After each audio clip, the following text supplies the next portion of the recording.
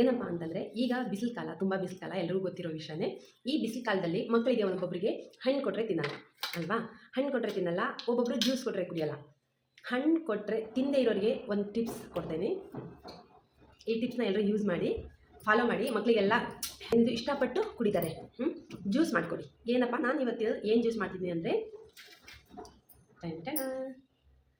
ಏನಿದು, ಯಾವ ಹಣ್ಣಿದು? ಕರ್ಬೂಜ ಹಣ್ಣು ಅಂತ ಹೇಳ್ತಾರೆ. ಇಂಗ್ಲೀಷ್ನಲ್ಲಿ ಮಸ್ಮಿಲನ್ ಅಂತ ಹೇಳ್ತಾರೆ. ನೋಡಿ, ಚೆನ್ನಾಗಿದೆ ಅಲ್ವಾ? ಇನ್ನೂ ಬೇರೆ ಮಕ್ಳು ಏನು ಮಾಡ್ತಾರೆ ಗೊತ್ತಾ? ಈ ಕರ್ಬೂಜ ಹಣ್ಣು ತಿಂತಾರೆ, ಬೇಕಿದ್ರೆ ವಾಟರ್ ಮಿಲನ್ ಅದು ಮಾತ್ರ ತಿನ್ನೋಕ್ಕೆ ಬರಲ್ಲ. ಅವರಿಗೆ ಜಾಸ್ತಿ ಒಳಗಡೆ ಬೀಜ ಎಲ್ಲ ಇರುತ್ತೆ. ಹಾಗಾಗಿ ಅದನ್ನು ತೆಗೆದು ತಿನ್ನಬೇಕಂದ್ರೆ ಅವ್ರಿಗೆ ಇಷ್ಟನೇ ಪಡಲ್ಲ. ಅವ್ರು ಇಷ್ಟಪಡಲ್ಲ ಫಸ್ಟ್ ಆಫ್ ಆಲ್. ಅಂಥ ಸಂದರ್ಭದಲ್ಲಿ ನಾನು ಏನು ಮಾಡಬೇಕು, ಈ ಥರ ಜ್ಯೂಸ್ ಮಾಡಿಕೊಡ್ಬೇಕು. ಹಾಗಾದರೆ ನಾನು ಇವತ್ತು ಕರ್ಬೂಜ ಹಣ್ಣಿನ ಜ್ಯೂಸ್ ಹೇಗೆ ಮಾಡೋದು ಅಂತ ಎಲ್ರಿಗೂ ಗೊತ್ತಿರೋ ವಿಷಯನೇ, ಸ್ವಲ್ಪ ಡಿಫ್ರೆಂಟಾಗಿ ಮಾಡ್ತೀನಿ. ನೋಡಿ, ಮಾಡಿ ಮತ್ತು ಮಕ್ಕಳನ್ನ ಕೊಡಿ, ಹ್ಯಾಪಿಯಾಗಿ ಕುಡಿತಾರೆ. ಈ ಬಿಸಿಲು ಕಾಲದಲ್ಲಿ ತಂಪು ಪಾನೀಯಗಳು ಅಂತ ಹೇಳ್ತಾರಲ್ವ, ವಾಟರ್ ಮಿಲನ್, ನೀರಿನಂಶ ಇರೋ ಫ್ರೂಟ್ಸು ಜಾಸ್ತಿ ತಿನ್ನಿ ಅಂತ ಹೇಳ್ತಾರೆ. ಹಾಗಾಗಿ ನಾನಿವತ್ತು ಅದೇ ಇದಕ್ಕಂತೇಳಿ ಮುಸ್ಮಿಲನ್ ತಗೊಂಬಂದಿದ್ದೀನಿ. ಇದರ ಜ್ಯೂಸ್ ಹಿಂಗೆ ಮಾಡೋದು ನೋಡೋಣ ಬನ್ನಿ.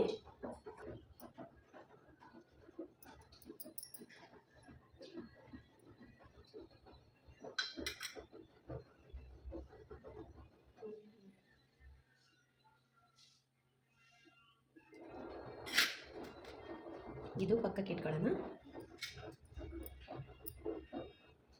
ಸಾರಿ, ಇದು ಫಸ್ಟ್ ಬೀಜ ತೆಗೆದ್ಬಿಡೋಣ.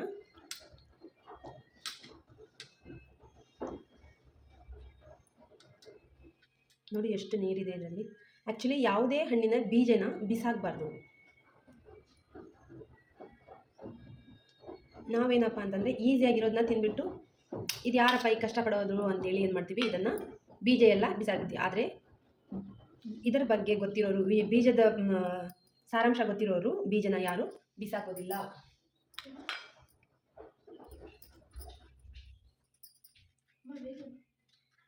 ಸ್ಟಾಪ್ ಮಾಡಬೇಕು. ಹೀಗೆ ಕರ್ಬೂಜ ಹಣ್ಣನ್ನು ಮೊದಲಿಗೆ ಕಟ್ ಮಾಡ್ಕೊಂಡ್ಬಿಟ್ಟು ಒಳಗಡೆ ಇರೋ ಎಲ್ಲ ಬೀಜ ತೆಗೆದುಬಿಟ್ಟು, ತದನಂತರ ಈ ಥರ ಪೀಸಾಗಿ ಮಾಡ್ಕೊಂಡ್ಬಿಟ್ಟು, ನೋಡಿ ಹೇಗೆ ಕಟ್ ಮಾಡ್ತಾಯಿದ್ದೀನಿ ಅಂತ.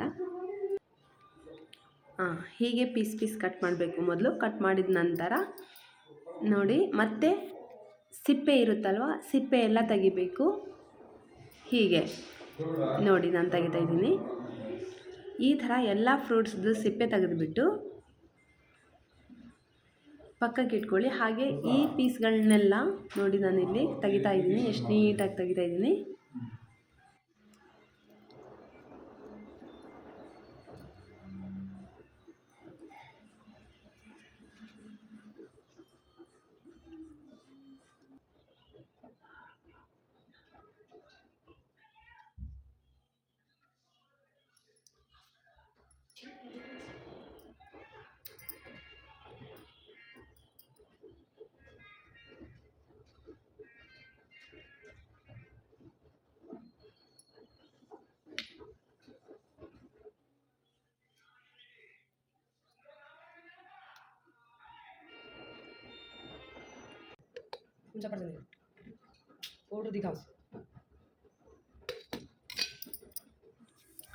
ನೋಡಿ ಎಲ್ಲ ಸಿಪ್ಪೆ ತೆಗೆದುಬಿಟ್ಟಿದ್ದೀನಿ. ತೆಗೆದಾದ್ಮೇಲೆ ಪೀಸ್ ಮಾಡ್ಕೊಳ್ಳಿ. ಹೀಗೆ ಎಲ್ಲನೂ ಚಿಕ್ಕದಾಗಿ ಕಟ್ ಮಾಡ್ಕೊಳ್ಳಿ. ಮಿಕ್ಸಿ ಜಾರಲ್ಲಿ ಹಾಕ್ಕೋಬೇಕಲ್ವ, ಹಾಗಾಗಿ ಚಿಕ್ಕದಾಗಿ ಹೀಗೆ ಪೀಸ್ ಕಟ್ ಮಾಡ್ಕೊಂಡ್ಬಿಟ್ಟು, ತದನಂತರ ಎಲ್ಲನೂ ನಿಮಗೆ ಎಷ್ಟು ಬೇಕೋ ಅಷ್ಟು, ಒಂದೇ ಸಲ ಮಾಡದೇ ಇದ್ದರೂ ಪರವಾಗಿಲ್ಲ, ಸ್ಟೆಪ್ ಬೈ ಸ್ಟೆಪ್ ಮಕ್ಕಳಿಗೆ ಮಾಡಿಕೊಡಿ.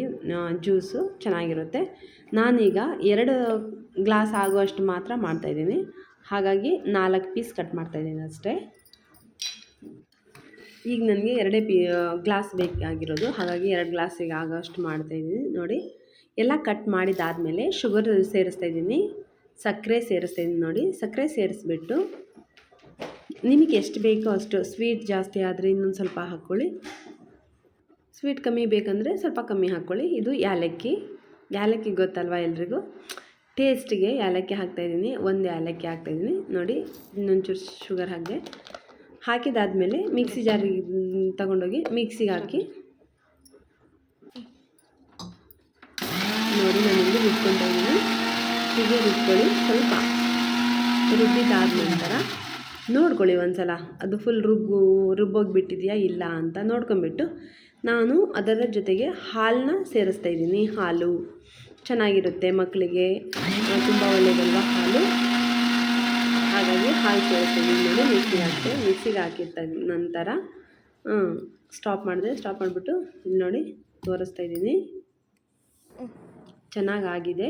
ಹಾಗಾಗಿ ಈಗ ಸ್ವಲ್ಪ 1 ಅಥವಾ 2 ಐಸ್ ಟ್ಯೂಬ್ ಸೇರಿಸ್ಕೊಳ್ಳಿ. ನೋಡಿ ಎಷ್ಟು ಚೆನ್ನಾಗಿ ರುಬ್ಬಿದ್ದೀನಿ. ಅದರಲ್ಲಿ 2 ಐಸ್ ಟ್ಯೂಬ್ ಸೇರಿಸ್ತಾ ಇದ್ದೀನಿ ನೋಡಿ.